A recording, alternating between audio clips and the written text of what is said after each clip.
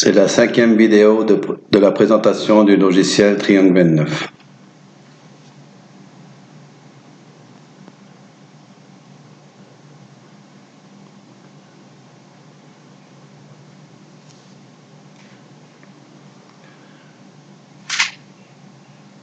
Les maquettes montrent l'exemple et leurs repères.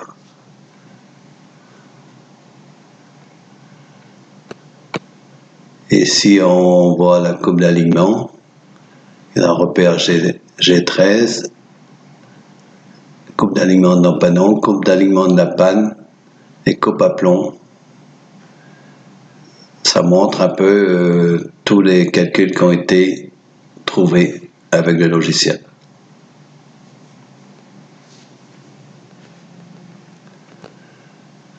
Sur cette photo, on montre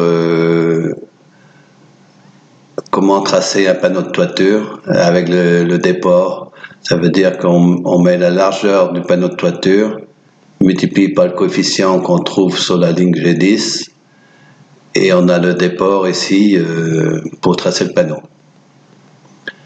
Et ici, l'angle de réglage de la scie circulaire, elle est trouvée sur la ligne G12. Et ici, on a 83 degrés,91. Côté droit, ici, on va trouver le déport suivant la largeur du panneau. On va multiplier la largeur du panneau multiplié par 1,19 qu'on trouve sur la ligne D13.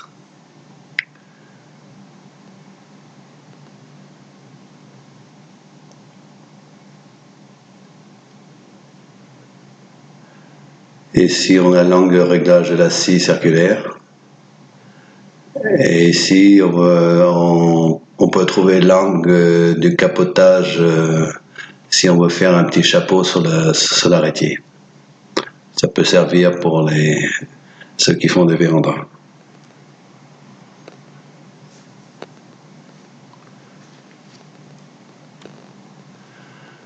Là, je rappelle la maquette de démonstration avec toutes les coupes qui ont été obtenues par le logiciel, à savoir les surlongueurs de panne et des angles suivants qu'on connaisse l'anthrax de la panne soit sur la vue en plan, soit en élévation.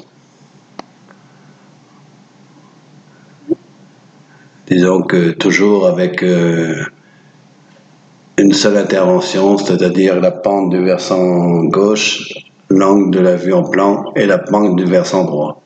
Ça veut dire qu'en moins d'une minute, on trouve tous ces coupes.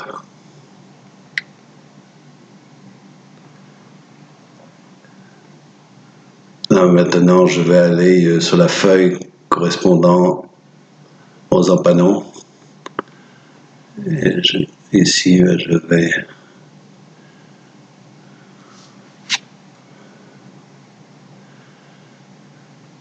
Ici, on rappelle, disons, que la coupe à plomb, qui est connue déjà, la coupe alignement de l'empannon, côté gauche ici, l'angle de la scie si on met la coupe à plomb sur la table, et l'angle de la scie si on met la coupe de dessus sur la table.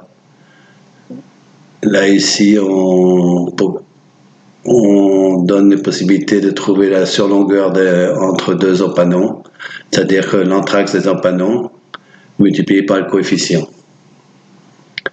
Et ici, on va trouver le déport des empannons sur l'arrêtier. Idem côté droit.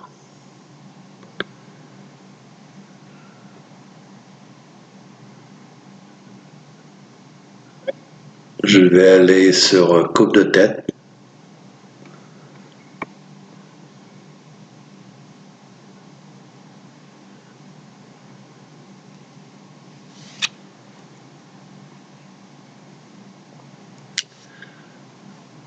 Je vais regarder les coupes de tête du côté gauche. Alors on va trouver les angles du déjouement contre le versant gauche. Ici, on va trouver les angles de la scie du déjouement.